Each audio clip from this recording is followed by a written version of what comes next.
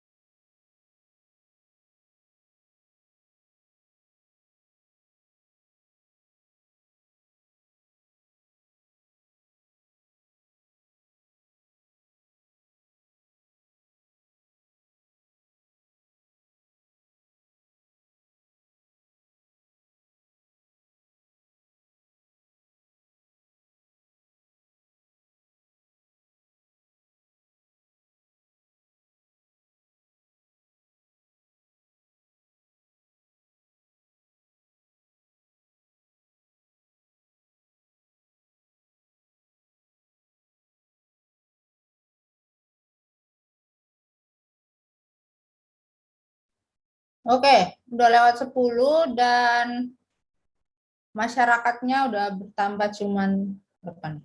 Ya, lumayan lah. Kita mulai aja ya. Seperti biasa, kita buka Jupyter kalian. Silakan, saya buka dulu Jupyter Notebook.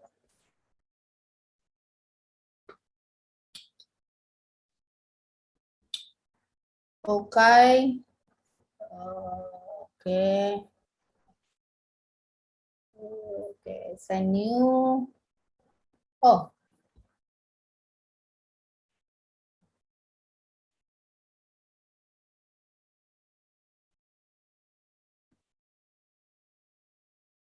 Mana nih?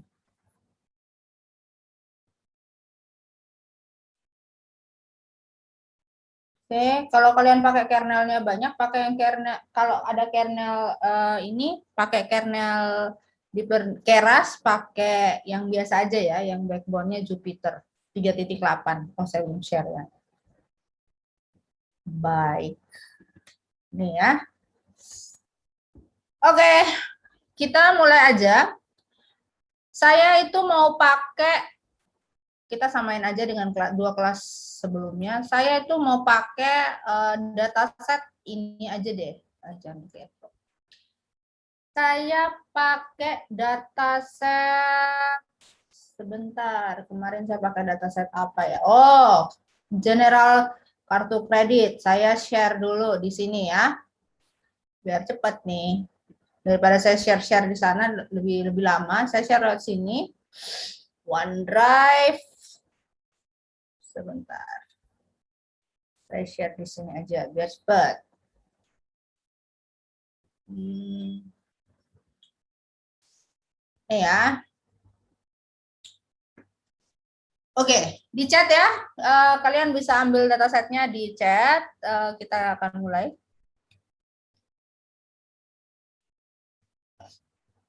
Ya, boleh silakan ambil di chat. Untuk datasetnya kita coba ya. Kita coba untuk aglomeratif.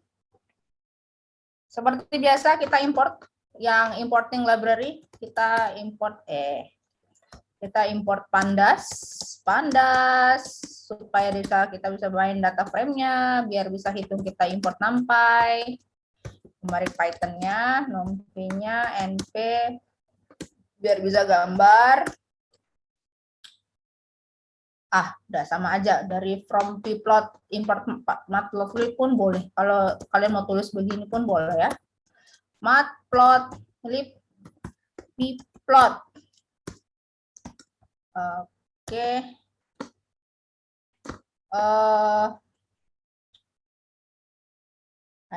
Gini aja dulu ya.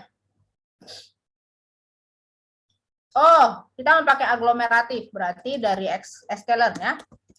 Scalar, cluster, sama aja ya. Kalau di K-means kan scalar cluster import K-means. Kalau ini scalar cluster saya import aglomeratif, benar tulisannya aglomeratif clustering. Oke. Oke, dan ya. Pastikan tadi dataset kamu orang sama drive-nya dengan yang kalian mau pakai ini. Ya, yang notebook yang kalian mau ketik. Kalau tidak, panggil ya, panggil menggunakan seperti di kalau kalian ngetik di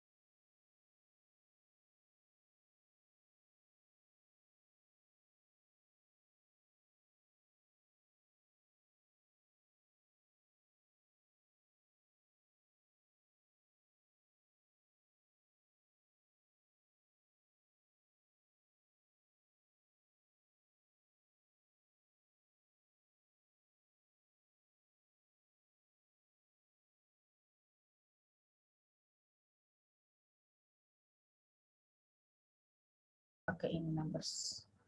Ada namanya customer ID. Ada namanya customer ID ya. Ini coba saya tampilkan nih. Ini ya. Ada yang namanya customer ID balance sekian. Ini kalau Anda, ini kan datasetnya yang kemarin saya ambil tuh dari Kaggle. Nah, ini ada sekitar 18 dimensi. ya, 18 dimensi. Ini ID-nya ini nggak pakai saya, sebenarnya nggak guna nih ya kan. Ini datasetnya nggak ada ini ya, nggak ada apa namanya, nggak ada kelas, ya kan, nggak ada kelas di belakangnya itu, nggak ada. Nah, ini kita mau akan cluster menggunakan hierarki. Ini saya mau buang, ya, ini saya mau buang. Kita bikin lagi. Oke, saya mau drop. Kita drop apa tadi? Customer ID ya. Oke, berarti data yang tadi sisi general itu adalah X ya. Berarti X drop customer ID. Ingat harus ada axis ya. Axisnya boleh 1. Oke, ini 1. Kalau sudah, kalau kalian perhatikan lagi dataset kamu orang itu, mana sih ini? Kalau diperhatikan lagi datasetnya ini banyak yang hilang datanya ya. Maksudnya di situ ada yang nilainya 0 dan sebagainya. Ya, dari 18 fitur 17 ya, udah kita buang-buang separuh. Dari 17 fitur ini banyak yang bernilai 0 ataupun nggak ada isinya sama sekali, seperti di minimum payment dan sebagainya, itu tidak ada nilainya. Jadi kita akan berusaha, bukan berusaha, kita akan coba mengisi atau kita handling missing value dari sistem kita. Oke? Pakai apa kalau missing value? Ada yang ingat? Ada yang ingat? Jason pakai apa?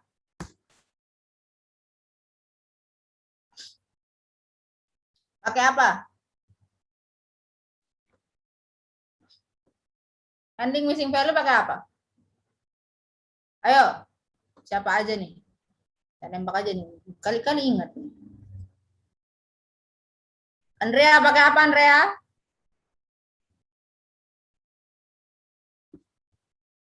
Pakai apa? Ih, nggak tahu mereka tuh. Pakai apa? Aduh, lama-lama saya ngajar, ini nggak tahu juga ini. Pakai apa? Neldi, pakai apa dia? Handling missing value ini pakai apa? Aduh, pakai apa ini missing value? Ini nanti pas ujian, nggak tahu gitu. Minggu 13, 14 saya suruh kalian presentasi, nggak tahu ini nanti. Programnya nanti saya tanya ini. Aduh. Pakai apa ini? Handling missing value ini. Aduh. Kami berdoa aja, Bu, nanti pas 13, 14 itu. Kami soalnya ya begitulah, Bu. Aduh. Shock terapi saya nih, kayak gini. Oke, ini berarti yang dataset ini siapa pakai apa? Boleh handling missing value pakai apa? Fill number, ya kan? Metodenya apa? Misalnya fix fill, ya kan? Diganti nggak? Iya, diganti. In place apa? True. Gitu kan? Aduh, ampun. Ya, dropna benar. Dropna ya buang itu deh. Oke. Isnal itu untuk ngecek mana yang nol, ya. Oke. Sekarang kita akan scaling datanya, ya. Kita scaling, kita lakukan transformasi data. Kenapa saya harus lakukan transformasi data atau scaling? Ada yang tahu? Saya tanya lagi nih. Satu udah pergi nih, kenapa ini? Apa ya? Ruben, Ben, kenapa sih saya harus lakukan transformasi data?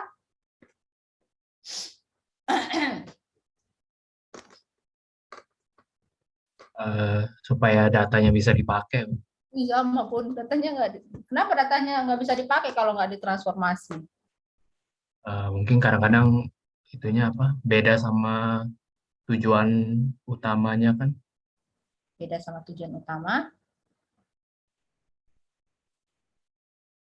Soalnya Oke, datanya harus di itu kan, Bu, ditransformasi dulu sebelum bisa dipakai buat dapat asumsi-asumsi. oke, baik. Terima kasih, Ben. Nah, sebenarnya kalau kita melakukan transformasi data atau scaling data, supaya apa? Supaya data dari dimensi atau fitur lain dengan fitur-fitur yang lainnya itu berada di dalam rentang yang sama, ya kan? Contoh kita menggunakan scaling data itu apa aja yang udah dipelajari ya? Ada yang ingat? Kak Violi apa ya? Kak Vio apa ya yang pernah dipelajari? Lupa saya, Bu. Oke, kata Sarah Min-max ada. scalar, Bu. Oke, standar scalar.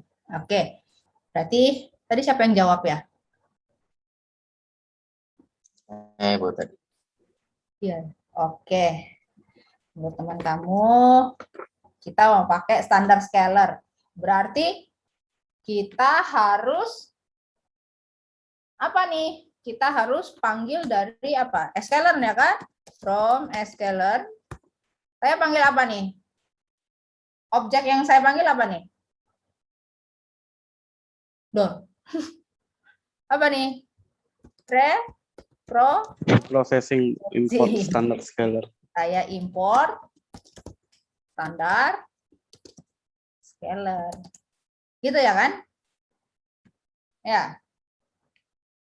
Oke. Nah,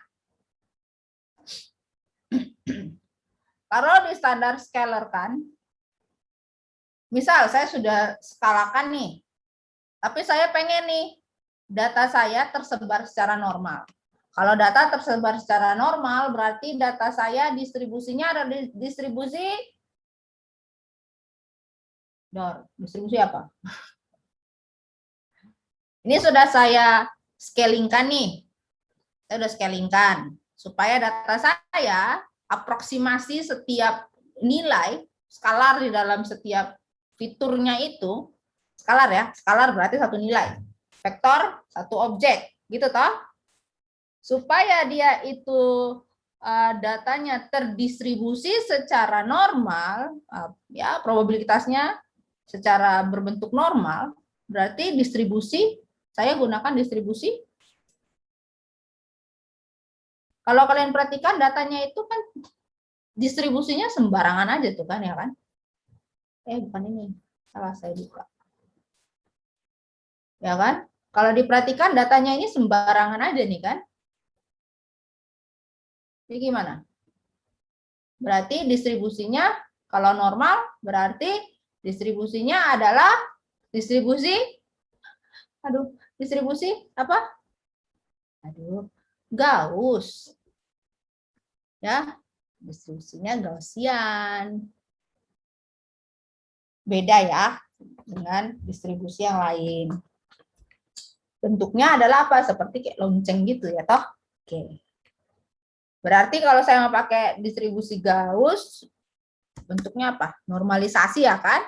Normalize. Gitu. Ya. Oke. Berarti kita scaling data. Skala kan data. Ya, buat rentang data deh. Gitu. Data dibuat pada rentang yang sama. Yang sama. Kalau standar scalar berarti dia punya zero min dan unit variance ya toh. Tadi kata temennya kita pakai standar scalar. Oke, berarti saya buat di sini scalar, panggil standar scalar. Biar nggak panjang-panjang ini saya tulis ya kan. Oke, ini objeknya, jadinya scalar. Berarti yang kita udah punya data tadi X, berarti kita bisa melakukan transformasi data dari X. Berarti nilai X yang sudah diskalakan, apa nih, X scale ya, pakai D ya kan? Yang pintar bahasa Inggris, kalau saya salah tulisnya bilang ya, kadang-kadang saya tulis objeknya sembarangan aja nih. Scalar, kita panggil standar scalarnya ini ya kan? Standar scalar dari apa? Dari nilai X. Berarti kita fitkan dulu baru kita transformasikan nilai dari X itu. Oke? Berarti ini saya gunakan fit transform dari data ini ya, X. Oke? Kalau kalian mau lihat bentuk X scale-nya boleh kalian print dulu, lihat dulu seperti ini. Lalu kita normalisasi data ke distribusi normal atau Gaussian lah ya, Gaussian distribution. Nah, oke. Oke. Berarti ini saya bilang, ini yang sudah di scale kan? Ini udah scale. Berarti misalnya datanya ada siromin dengan unit variansnya. Variansnya udah sama. Nah, sekarang kita mau bikin datanya terdistribusi normal. Berarti data X scale ini akan saya pindahkan menjadi data yang ternormalisasi. Berarti ini misalnya saya bilang normalize. Berarti ini saya panggil normalize ini ya. Normalize dari nilai X scale. X scale ini ya. Kalau sudah kita konversikan dia ke bentuk data frame. Karena ini kan belum bentuknya data frame. Kalian perhatikan dari atas bentuknya belum data frame. Kalau yang ini kita lihat dulu converting ke supaya dari numpy array bentuknya kan kalau kalian print nih, bentuknya pasti masih berbentuk array.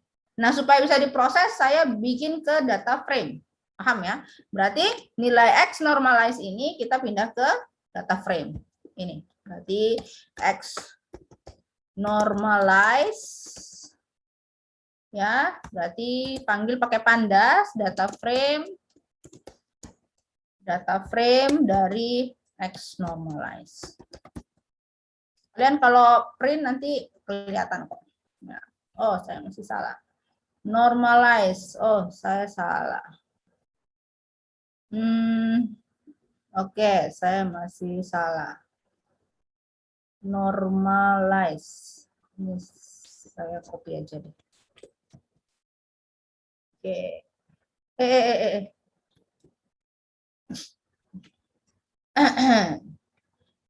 Yang ini dulu, ada yang bertanya boleh ya, Dek? Sampai sini dulu, ada yang bertanya, silahkan.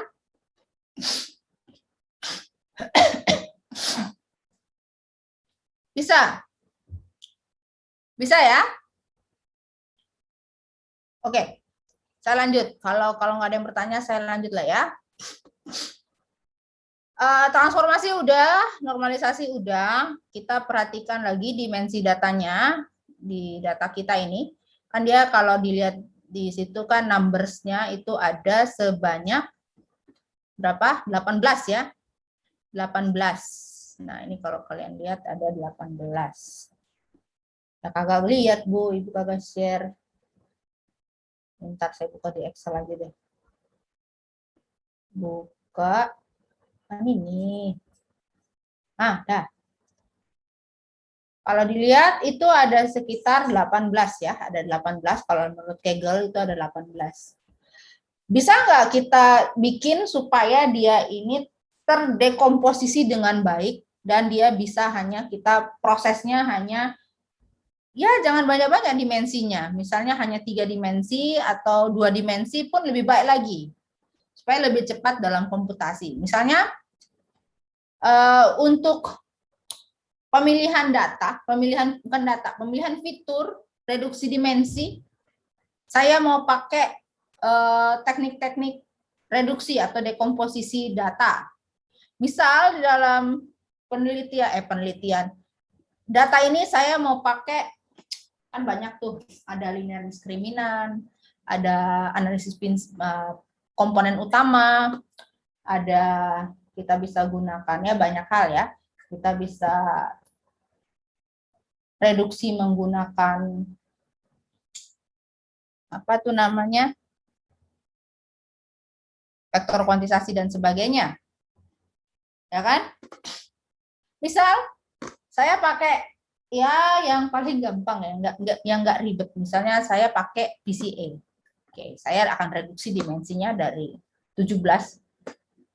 Ya, tadi kan udah hilang satu tuh. Customer ID saya udah buang tuh. Saya buang customer ID berarti sisa 17 tuh. Kalau kalian lihat data ini di Kaggle itu ada sekitar 18.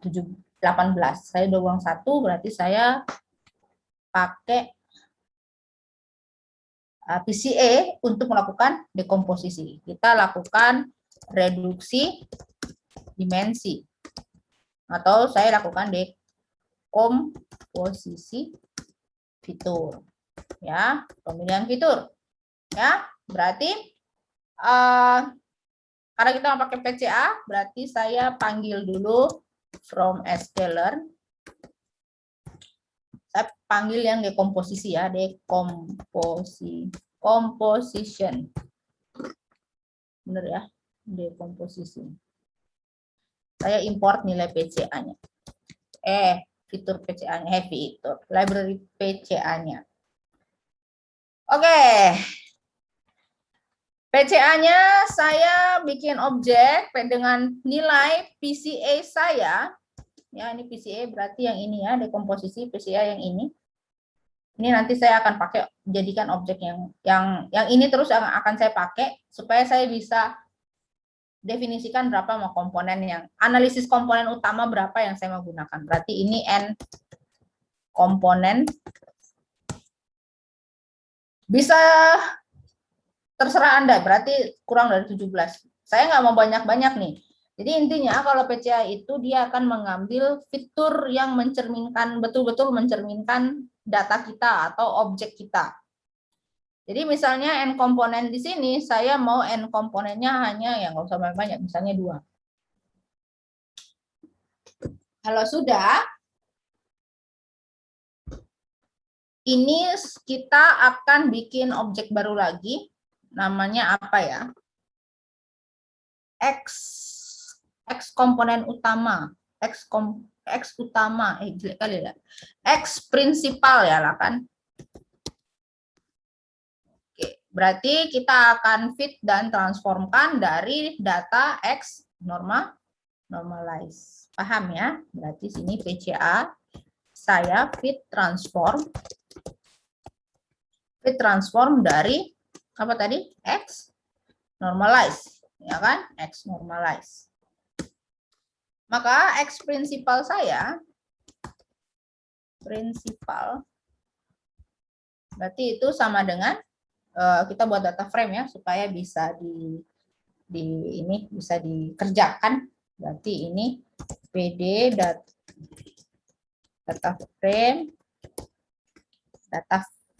frame dari nilai X prinsipal, X komponen utama maksudnya gitu.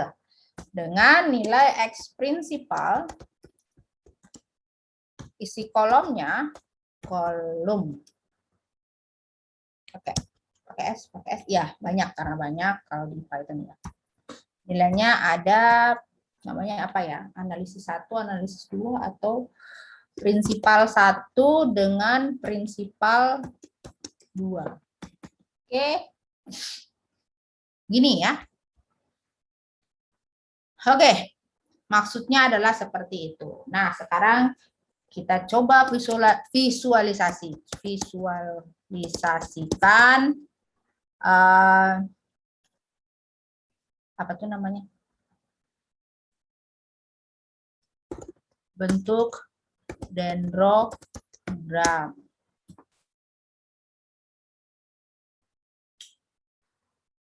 Oke, kalau kita mau gambar dendrogram, berarti kalian harus mengambil library dari Skype ya, Skype hierarki. Ya, bisa. Jadi dipanggil dulu nih.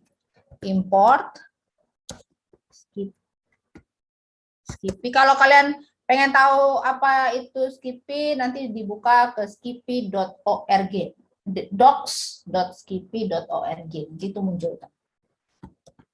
Cluster hierarki ya, hierarki. Oke, misalnya adalah Skippy hierarki cluster. Oh ya udahlah, harusnya SC kalau gitu lah. Oke. Kita gambar ya. Matplotlib udah panggil, udah. Oke, berarti kita PLT figure, ukur berapa dulu, fix size-nya, misalnya berapa? Sama dengan berapa nih? 7 kali 7 lah. Oke. Dengan titelnya, boleh tambah titel ya, nggak maupun boleh. Titel, visualisasi data. CC general. Gitu ya tadi. Panggil dendrogram. Ya, berarti tadi apa? SHC ya, SHC. Kita skip cluster hierarki, kita panggilnya SHC.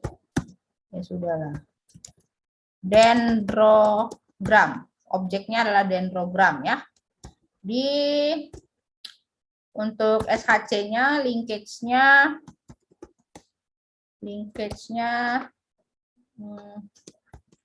dipilih ya. Nanti kalau kalian buka di Skippy, itu ada berbagai macam. Tadi kita udah belajar apa? Single, complete, average, centroid. Meskipun nanti ada mean, median, dan juga jarak ward. Ya, misal di sini saya mau pakai jarak ward lah ya. Nanti kalian silahkan coba-coba. Kalau diganti-ganti jadinya apa? Ya, berarti di sini yang kita panggil adalah ini X prinsipal.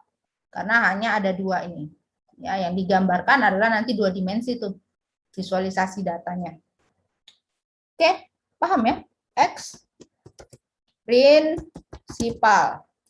Dengan metode linkage-nya tadi apa tuh? Jarak ward.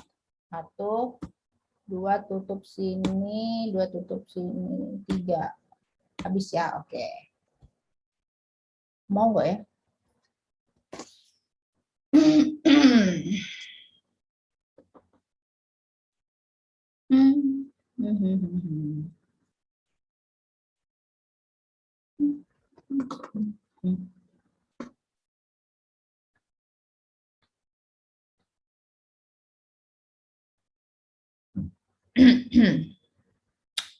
Agak nunggu ya, datanya lumayan.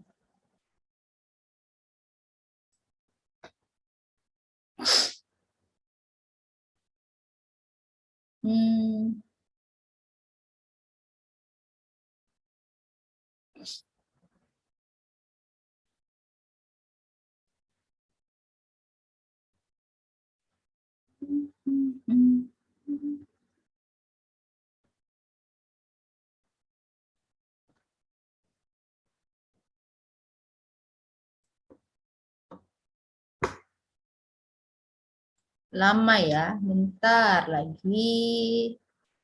Tunggu.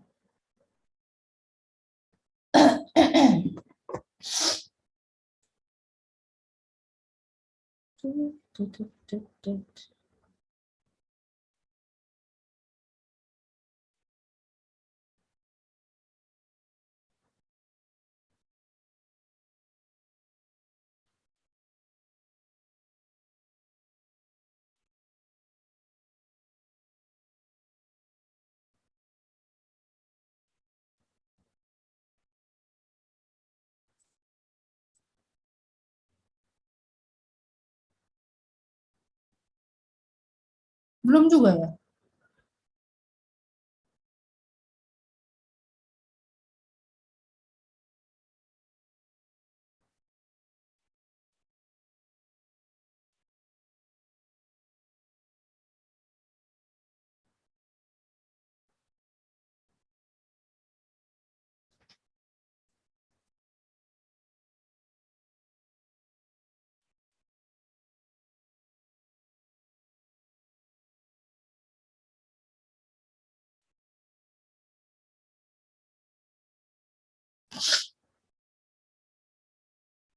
Waduh, lama ya?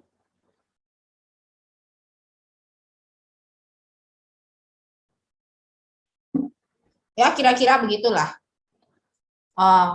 Bentuknya.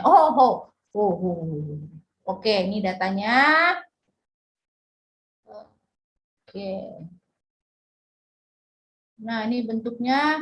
Kalau mau agak apa ya, ini sampai di bawahnya nggak kelihatan ya, harusnya agak gede lagi. Ini cuma 7 kali 7 1 2 3 4. Oh iya 7.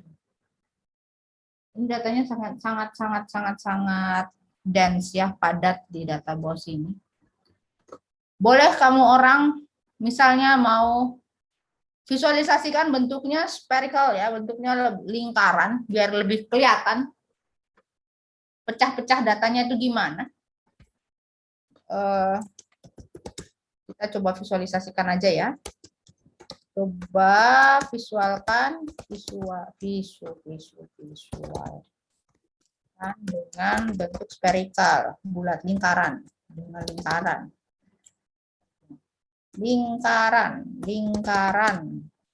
Berarti saya akan scatter ya. Kalau 2 mungkin kelihatan ya. 2 kelihatan ini dengan ini. Kalau mungkin saya coba dengan 3 ya. Coba dibagi, coba di klaster menjadi 3 bagian. Saya coba ya. Klasternya jadi 3. Oke, berarti saya panggil aglomeratif clustering dengan banyaknya n cluster 3 ya. N cluster 3. Oke, kita coba gambar, berarti PLT figur ukurannya berapa dulu? Jangan, oh ya. Fix size-nya itu saya kecilin dikit ya. 6 kali 6 misalnya. Sebentar. Ini saya harusnya tutup di sini nih. Ini tutup lagi 1. Nah, gitu. Saya gambar. PLT scatter, kita scatter dari X prinsipal ya, dari X prinsipal. X prinsipal ada tadi prinsipalnya prinsipal 1 ya kan, dengan tadi X prinsipal ada P2. Oke, dihitung dari situ ya. Dengan untuk klasternya, berarti untuk klasternya saya bilang C aja. Di klaster sebanyak 3, berarti saya panggil yang CL3. Ini kita fit dan kita prediksikan supaya bisa terbentuk untuk lingkarannya itu, klaster lingkarannya itu bagaimana? Dari mana? Dari data yang kita sudah dianalisis komponen utamanya, berarti X principal analysis. Dengan warna, color map-nya, C-map-nya, color map kalian mau tulis panjang, color map pun boleh. Warna-warni aja ya, terserah, rainbow berarti. Oke, coba kita lihat PLT show. Mau nggak? Kalau dia 3, oh mau. Nah ini ya, bentukannya adalah seperti ini.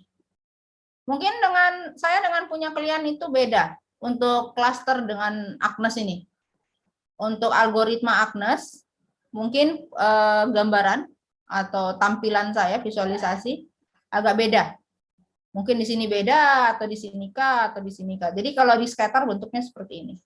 Bu, kalau saya mau lebih besar lagi boleh. Misalnya kalau seperti ini, saya menjadi 1, 2, 3, 4, 5, 6 misalnya. Kalau 6 klaster bisa aja. Sisa kalian ganti di bagian sini ya. Tadi kalau misalnya kalian 6 klaster misalnya. Ini 6 klaster misalnya. Misalnya ini saya CL-nya CL6, klasternya ada sebanyak 6 klaster. Berarti ini saya panggil fit predict-nya adalah fit predict dari 6. Ya, 6 klaster maksud saya. Oke. Jadi apa ya? Nah, jadinya mungkin seperti ini. Yang warna merah tadi yang ini mungkin dia tetap dengan yang ini dia agak sedikit kecil ya. Yang ini mungkin agak mirip. Kelihatan ya? Gini. Oke. Macam kira-kira kayak gitu. Ada yang mau tanya? Atau ada yang mau share punya kalian bentuk klasternya? Dicoba misalnya 8 atau kalau 3 seperti itu. Ada yang mau share? Boleh silakan. Boleh silakan di-share. Bisa nggak? Yang dari tadi saya ngomongin paham tak? Ada yang mau share? Coba ya. Carlos mau share? Enggak dulu deh, Bu. Masih Enggak ini lah. juga, Bu. Enggak, saya nggak ketik, Bu. Ntar aja, Bu. Pas lagi ujian, itu saya nggak tahu gitu. Siapa mau share? Alvin mau share? Enggak lah, Bu. Ini tiba-tiba diem-diem semua nih. Oke. Kita 11 kelompok berarti 6 kelompok saya minta persentase 6 ya cukup lah ya 6 di kan 2 minggu terakhir itu selesai training ya. Training dan ini kayaknya bisa lah. Training dan evaluasi bisa lah.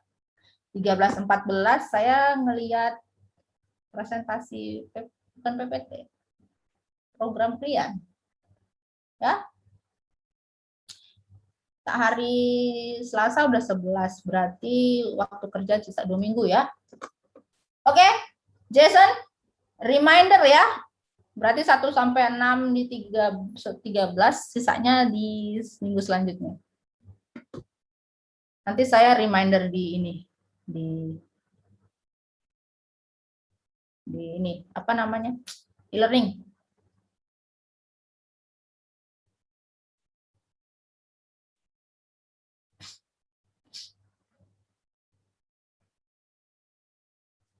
Oke, ada yang mau share? Sebentar saya masukkan reminder ke ini deh. E-learning, aduh. 3 kelas ini. Di 13 dan 14 ya. Oke. Tapi kayaknya belum muncul di saya 13 14. Ininya. Iya, belum muncul nih. Bener aja ini. Oh iya. Oh, udah. Haleluya puji Tuhan. Berarti 13 bisa saya reminder, 14 juga. Tadi sih belum ada. Nanti saya reminder di sini. Oke. Nggak ada. Baik, kita coba ya udah kita mau ini deh. Absensi dulu. Jangan panjang-panjang. Nggak ada yang tanya pun. Ini perlu saya kasih nggak? Nggak usah ya? Bisa semua ya, Jason? Boleh sih, Bu, kalau mau dikasih, Bu. Oh, kalau mau dikasih, kalau saya mau nggak kasih juga nggak apa-apa ya. Ya jangan, Bu. Ya, Jason ya. Materi IF 540L. Tadi yang nggak muncul 5, Kak. 4 ya. Satu tadi ntar saya lupa namanya. Satu tadi siapa, Jason? Yang izin ke kau? Tadi ada lagi yang izin, Bu, si Arvendo. Oh, Katanya izin vaksin. oh gitu. Kalian udah vaksin belum? Kan di UMR ada vaksin tuh. Oh iya. Soalnya nanti kalau udah magang disuruh masuk kerja, gimana kalau nggak vaksin? Lucu ya kan?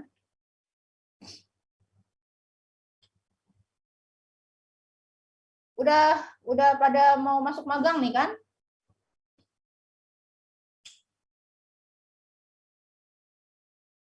Iya, maka itu. Kalau nggak vaksin, gimana dong?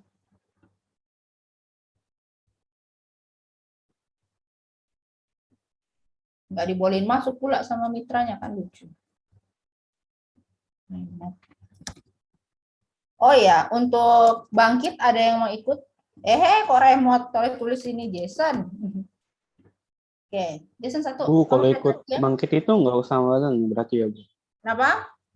Kalau ikut bangkit berarti nggak usah ikut magang ya, Bu? Kan 6 bulan juga. Bu. Kalau ikut, kamu lihat lagi Jason, nama-namanya yang nggak ada. Kalau ikut bangkit, kemarin saya baru dapat infonya, nanti mungkin minggu depan baru kita fixkan. Antara magang atau dia menjadi pertukaran pelajar. Gitu. Lihat lagi ya Jason. Iya, Bu. Lihat lagi Iya, Bu. namanya. Mm-mm. Udah benar? Udah keluar-keluar aja kau? Udah saya itu juga, Bu, save. Udah kau save juga? Iya. Namanya udah benar nih. Harusnya udah sih, Bu, kalau misalkan yang tadi Ibu sebut apa tambah si Arvendo doang sama. Udah ya? Iya, Bu. Ah. Oke. Oke. Mungkin itu aja dari saya. Nanti saya akan masukkan ke e-learning untuk yang tadi kita ngoding-ngoding lucu dan juga reminder untuk pertemuan 13 dan juga 14. Ada yang mau bertanya, boleh silahkan sebelum saya akhiri. Nggak ada, berarti mantap. Oke, kalau begitu saya tutup pertemuan kita hari ini. Terima kasih semua, tetap sehat ya. Selamat pagi.